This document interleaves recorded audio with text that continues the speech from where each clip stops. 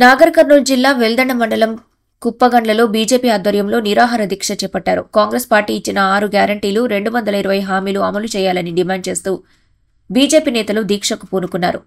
దీక్ష కార్యక్రమానికి సంఘీభావంగా తెలంగాణ రాష్ట్ర బీజేపీ అధికార ప్రతినిధి రాణి రుద్రమదేవి, జాతీయ బీసీ కమిషన్ మాజీ సభ్యులు తల్లోజు ఆచార్య హాజరయ్యారు.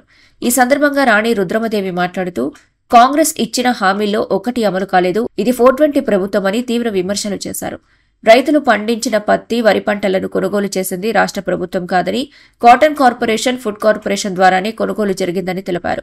రైతుల ప్రయోజనార్థం బస్తాల పైసలు, హమాలీ రవాణా ఛార్జీలు, బ్రోకర్ కమిషన్ వరకు కూడా కేంద్ర ప్రభుత్వం భరిస్తుందని స్పష్టం చేశారు.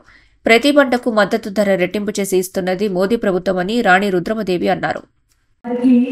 ప్రజల సమస్యల పరిష్కారం పట్ల ఉన్నటువంటి నిబద్ధత, ప్రజల పట్ల ఉన్నటువంటి అభిమానం, సమాజ సేవ చేయాలి అనేటువంటి ఆర్ద్రత ఏదైతే ఉన్నదో అది నేను స్పష్టంగా చూసిన.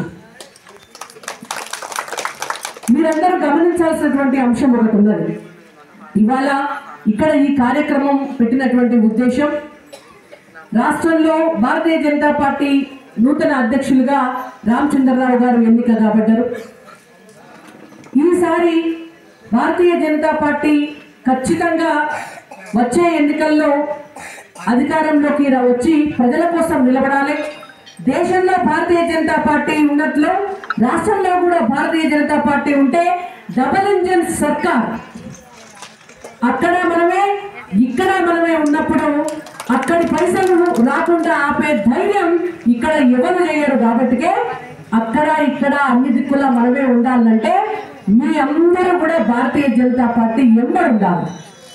ఇందాక అమ్మ నాగమ్మ వచ్చి అడిగింది, నాకు నరేంద్ర మోడీ గారు మీదికెళ్ళి పైసలు వేసినాయి అంటున్నారు, మరి ఇక్కడ కింద నా పైసలు ఎందుకు ఆగుతున్నాయి, ఎవరు ఆపిండ్రు అంటే ఆచార్య చెప్పింది ఇందాక, అమ్మ మీదికెళ్ళి నరేంద్ర మోడీ గారు వేస్తున్నారు, మరి కిందున్న వాళ్ళు ఆపుతున్నారు. కిందున్న వాళ్ళు ఆపుతున్నారంటే ఎందుకు ఆపుతున్నారు? కిందున్న గవర్నమెంట్ మన గవర్నమెంట్ కాదు.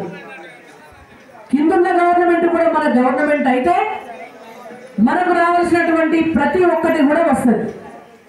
గతంలో రాజీవ్ గాంధీ గారు ఒక మాట అన్నారు, కాంగ్రెస్ పార్టీ అధికారంలో ఉన్నప్పుడు, మేము ఢిల్లీకి వెళ్ళి పైసలు ఇస్తే గల్లీ కచ్చేటాలకు అవి మా చేతుల ఐసు ముక్క పెట్టినట్టు వరిగిపోతానే, మేము 100 రూపాయలు ఇస్తే వీడికి వచ్చేసరికి 15 రూపాయలు అవుతానే, ఇంకా 15 రూపాయలలో కూడా మళ్ళా 10 రూపాయలు తిని పేదల దగ్గరికి పోయేసరికి 5 రూపాయలే అవుతానే, మమ్మల్ని ఏం చేయమంటారు అని తెల్లముఖ విషయం.